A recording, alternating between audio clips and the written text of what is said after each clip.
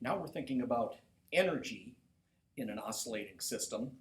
And to keep it simple, we'll just say that our system is made up of a block that can oscillate back and forth horizontally, and the spring that is going to be supplying the restoring force.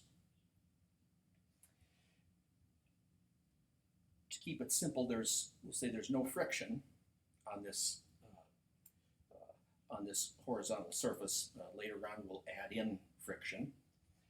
But if there is no friction, then it turns out that there are no external forces doing work on our system. And remember from 2201, work done by some external force, done by some force that comes from outside the system, is how the system's energy gets changed. So if there is no work done by outside forces, then the total energy of the system does not change. And for now, when we're talking about the total energy of the system, we're just thinking about the kinetic energy of the block and then the elastic potential energy that's stored in the stretched or compressed spring. And for the moment, we pretend that there's no thermal energy. We'll have to consider thermal energy when we add friction into this situation.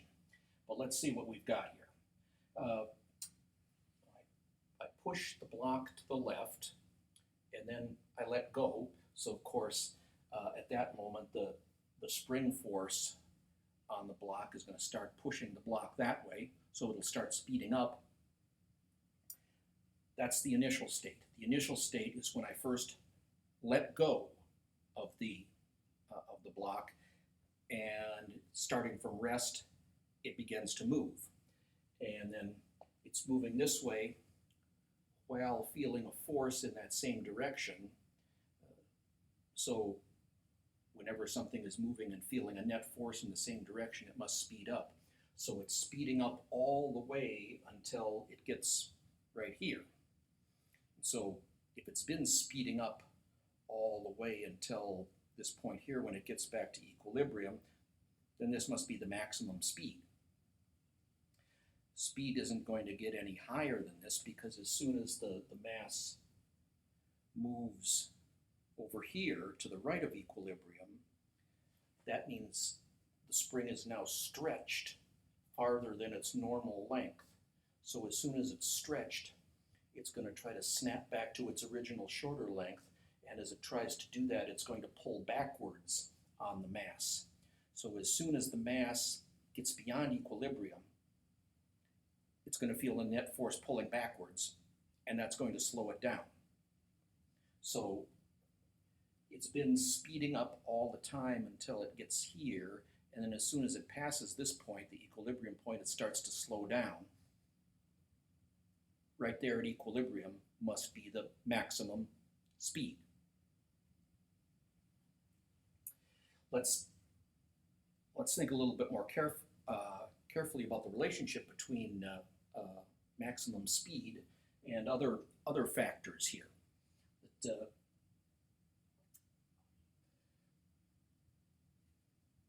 we know this, so we know that change in energy is just change in kinetic energy plus change in elastic potential energy. It's an isolated system, so there's no change in the total energy because there's no work done by external forces. And then the kinetic energy is just the final kinetic energy, 1/2 mass final speed squared minus 1/2 mass initial speed squared, and then the change in elastic potential energy, which is just the final value of elastic potential energy, 1/2 K times the amount of stretching of the spring in the final state minus 1/2 k, the amount of stretching in the initial state. And those are all squared. Okay, we can say a few things here. The block started from rest, so its initial velocity is 0.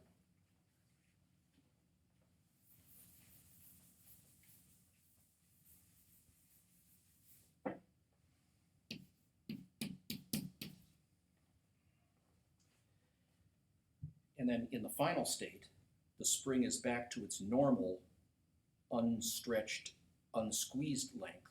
So the amount of stretching and squeezing is none, 0. Right?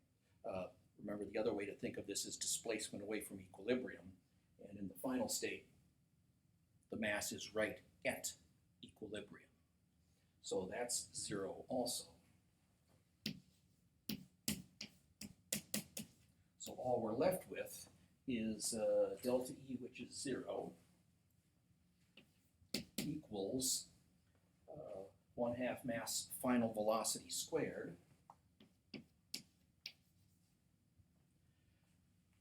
The final state is when the mass is right at the equilibrium position, so we could just as easily call the final velocity the velocity when the mass is at equilibrium, or equilibrium velocity squared.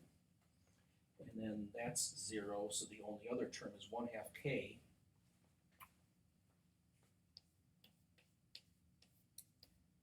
the initial amount of displacement squared. And we'll just say that the amount of displacement, the amount by what the distance that I pushed the mass initially, is a meters. The mass starts out a meters to the left of the equilibrium point. So what have I got there? I've got 1/2 k a squared equals 1/2 mass equilibrium squared. The factors of 1/2 I can cancel out, and I've got just now k over m, divide both sides of the equation by m, a squared equals v equilibrium squared. Or if I take the square root of this whole equation,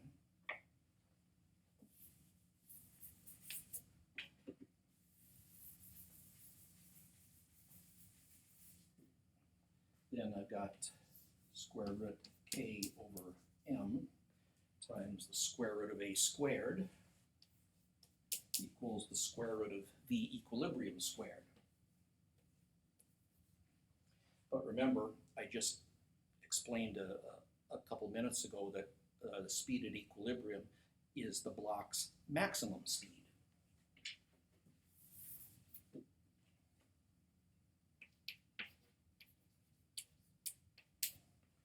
So square root of k, remember that's the spring constant, not kinetic energy. A equals maximum speed. This is a result that you already saw back in the reading. Maximum speed is directly proportional to the maximum distance away from equilibrium, in other words, amplitude.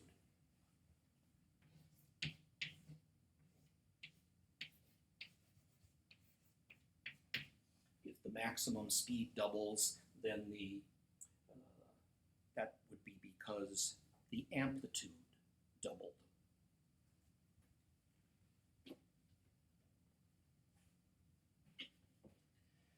Now let's look at a slightly different situation.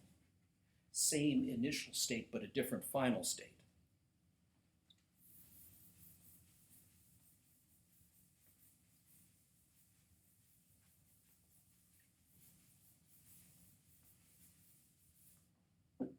So in the initial state, I've just pushed the block to the left, and so there's a leftward displacement, and the block is A meters to the left of the equilibrium position, and then I let go, so this starts moving, and it speeds up, it's speeding up all the time until it gets to equilibrium. Then as soon as it passes equilibrium, the spring is then stretched beyond its normal length, so it starts to pull backwards on the mass. So the mass is moving this way but being pulled backwards, so it slows down, and eventually it will come to a stop. And that'll be our final state. It'll come to a stop somewhere to the right of the equilibrium position. So there's the displacement away from equilibrium in the final state, and we'll say that that distance is B meters. Okay, let's do the same energy analysis as before.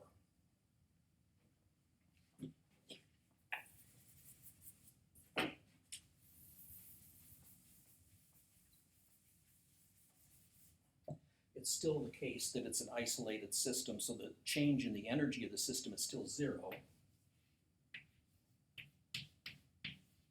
And that's equal to the change in kinetic energy plus the change in elastic potential energy. And so that's 1/2 mass final speed squared minus 1/2 mass initial speed squared plus final elastic potential energy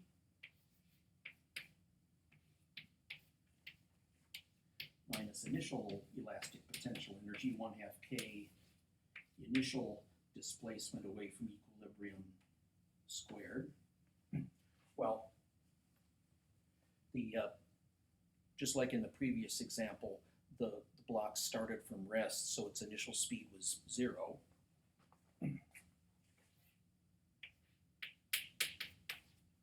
But over here, it has come to a stop, so its final speed is 0 also.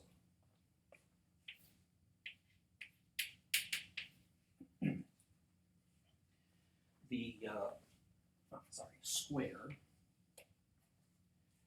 that's easy to forget. The initial displacement away from equilibrium, remember that was A meters.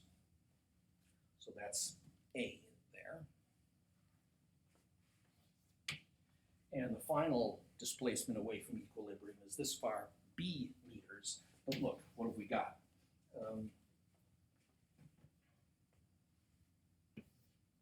0, as delta E is 0, is just equal to that.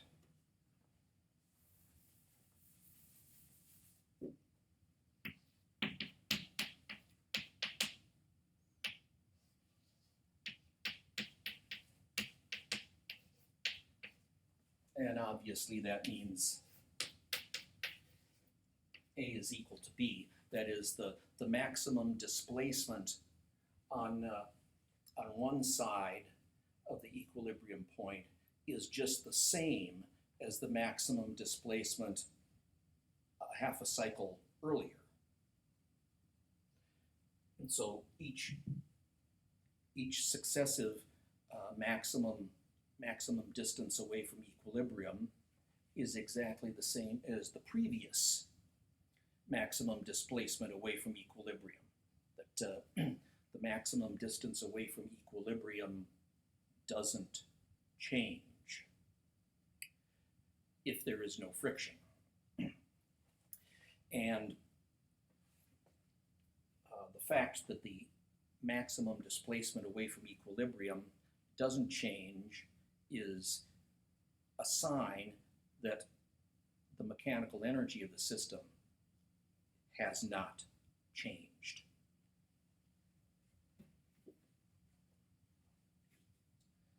Let's think about that for just a second here.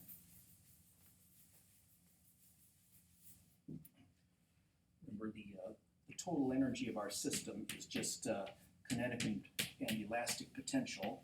We're not considering thermal energy yet. So right here,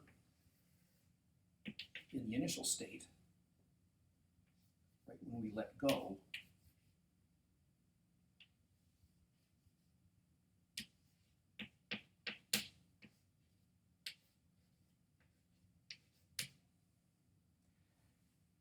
in the initial state, so total energy in the initial state, and then is what? Kinetic plus elastic potential, but at this moment, the speed is zero, so zero speed means zero kinetic energy, and the elastic potential energy is just 1/2 k square of the displacement away from equilibrium. So the total energy of the system right here at the start is just this.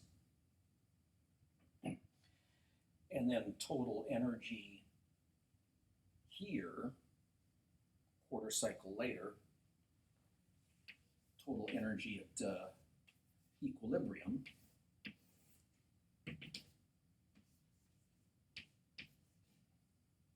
when the displacement away from equilibrium is zero, is just the kinetic energy at equilibrium, which is 1/2 mass equilibrium speed squared, which is also the maximum speed,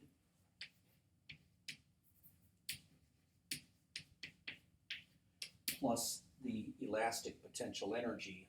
Well, remember, elastic potential energy involves displacement away from equilibrium. In this case, the displacement away from equilibrium is zero. So this factor is zero. So there's no elastic potential energy. So at equilibrium, that's all there is to the total energy of the system. Right at the start, the energy was the total energy was entirely potential energy. Right here at equilibrium, the total energy is entirely kinetic energy. And then a quarter cycle after this, the total energy will again be entirely potential energy. Let's look at that.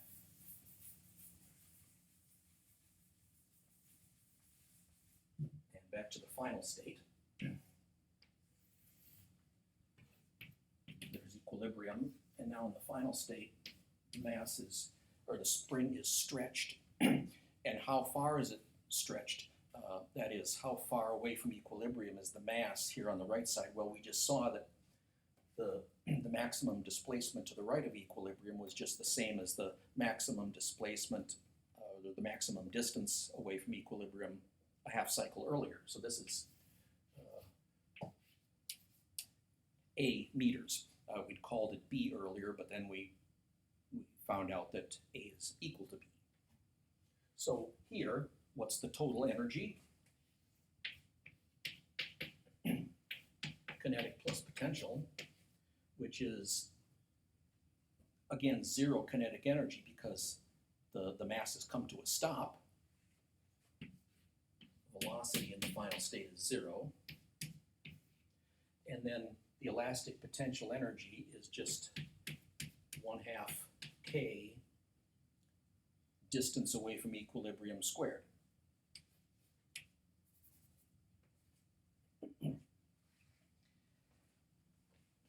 Now, remember this was an isolated system, so the total energy stays constant.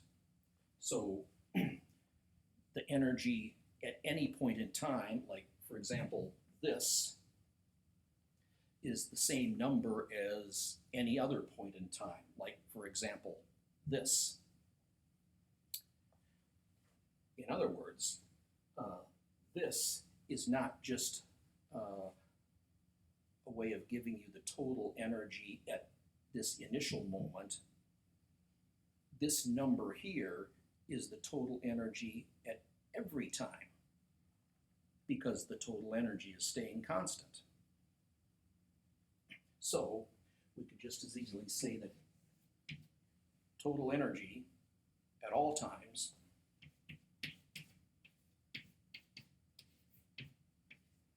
you could calculate that way. Or you could just as easily calculate it this way, because this number is the total energy at equilibrium, but since energy is the same at every time, this number for energy is going to be the same energy number at any other time. Total energy stays constant.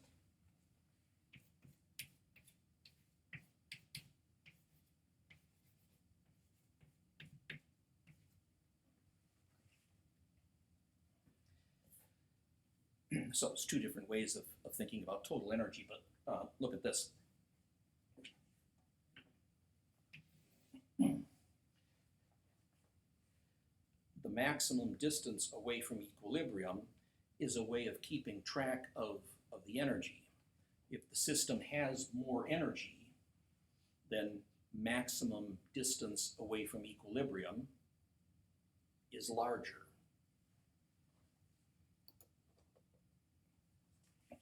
And as you'll see in the exercise for today, that as the effect of friction is to take away mechanical energy, so that this actually decreases, and you can keep track of this decreasing because you see the amplitude of oscillation decreasing.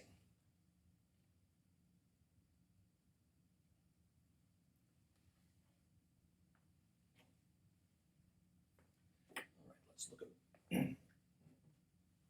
one other thing here. One conclusion that they came to in the text was an equation that shows you what factors influence the size of an oscillation's period or frequency. And one rule is that period is 2 pi times the square root of mass over the k value of the spring.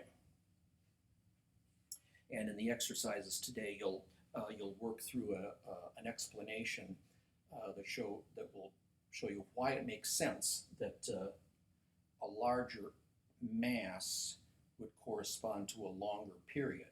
Larger mass meaning it's going to take a longer time for the oscillating object to complete one cycle.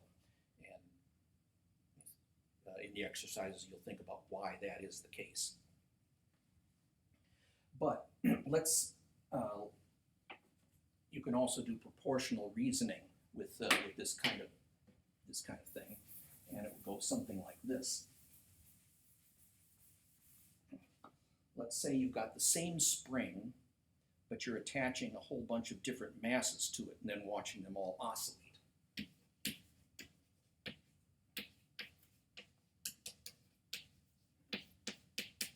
Same spring means the same value of k, but then different masses.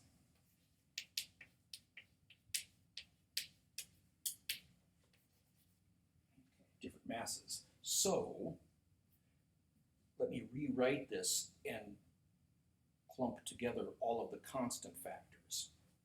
Period is 2 pi times 1 over the square root of k. All that stuff is constant, times square root of m. That's a variable. What we've got now is a proportional relationship. Remember, you've got proportionality wherever you have one variable equal to a constant times some other variable. So the one variable is period. Here's the constant stuff, and then there's the other variable. It's important to realize that the other variable is square root of mass, not mass. What this equation tells you is that everything that isn't a constant factor, everything that's left over on the right-hand side after you've collected all the constant terms, is the variable. And in this equation, everything that's left over after you've collected all the constant terms is not m, but the square root of m. So what we actually, the proportionality that we have here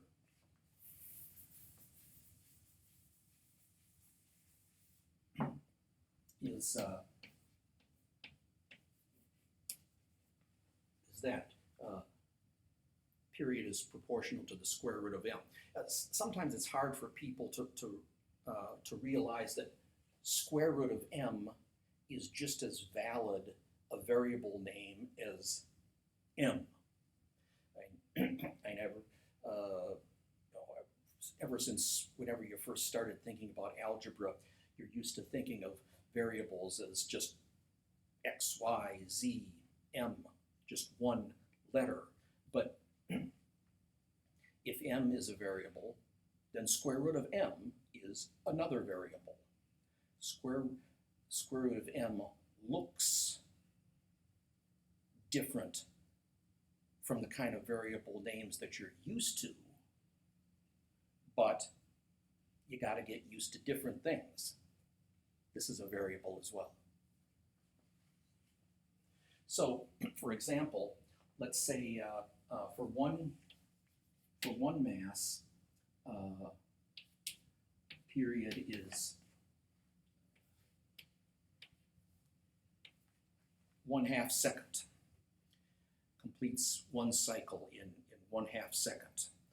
Or you could say that the frequency is 2 cycles completed in 1 second, either way. So now, what would happen then, just take a simple example here, what would happen if you doubled the mass? So the new mass is twice the old mass. What's the new period? Well, the new period is not double the old period. Don't jump to a conclusion. Stop, slow down, think about the proportionalities. The new mass is like this, but what we're interested in is not mass, but square root of mass. Right? Remember what this means. When this variable called square root of mass changes by some factor, period changes by the same factor. So what we want to know is the factor by which square root of mass changes, and that'll be the factor by which period changes. Well, how does the square root of mass change? Well, you can find it from this equation. Just take the square root of the whole thing. Square root of m2 is just square root of 2 m1, which is just square root of 2 square root of m1. So here's the new square root of mass. There's the old square root of mass. Here's the new square root of mass. So to get from the old square root of mass to the new square root of mass, you multiply by a factor of square root of 2.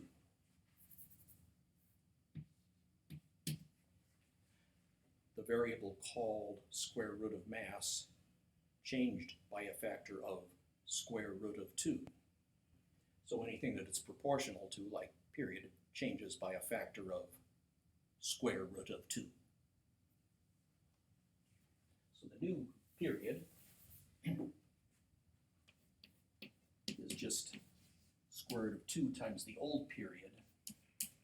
The old period was 1/2, so the new period is square root of 2 times 1/2, and that comes out to about 0.71 seconds.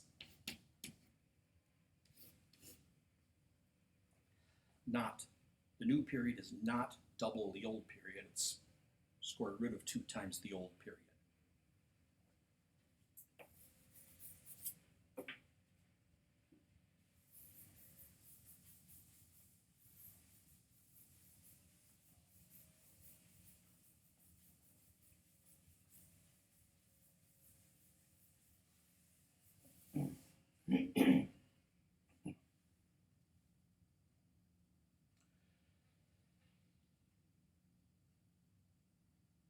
Or to take another example, just one more example. Say, again, same spring but a whole bunch of different masses. So it's still the case that this relation between period and mass and spring constant is still the same. Period is a variable. Those are all the constant factors lumped together, and the other variable is still square root of mass. Period is still proportional to square root of mass. Now, let's say for a mass of 500 grams, let's say you've got one period, and then with a different mass, you have a different period. You have a period that's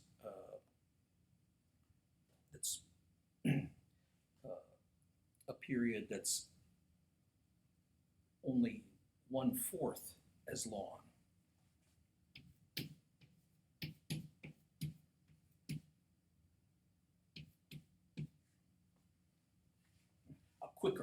It's a quicker oscillation, right? So it completes one cycle in only 1/4 the time it took to for the first mass to complete an oscillation.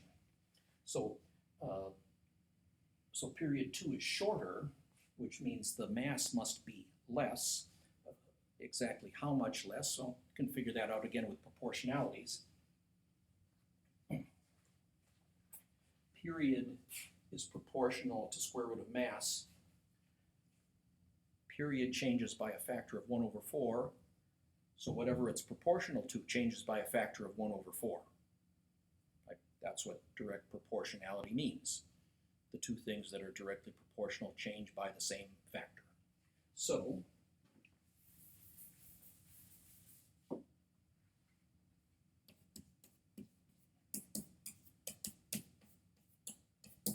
if the period changes that way, and if the period is proportional to this other variable called square root of mass, then square root of mass changes the same way. The new square root of mass is 1/4 times the old square root of mass.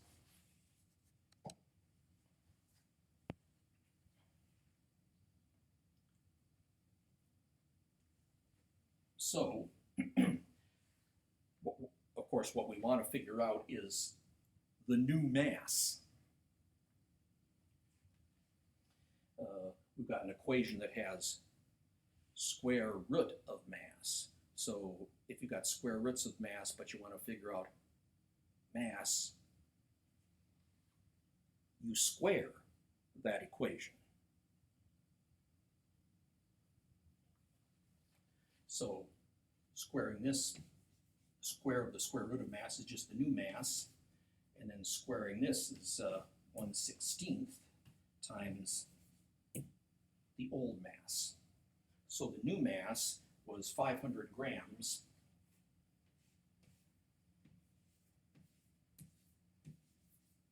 Now and so the old mass was 500 grams, so the new mass is 500 grams divided by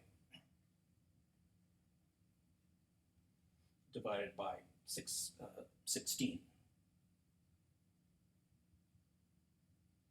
Something in the neighborhood of a little bit more than 30 grams.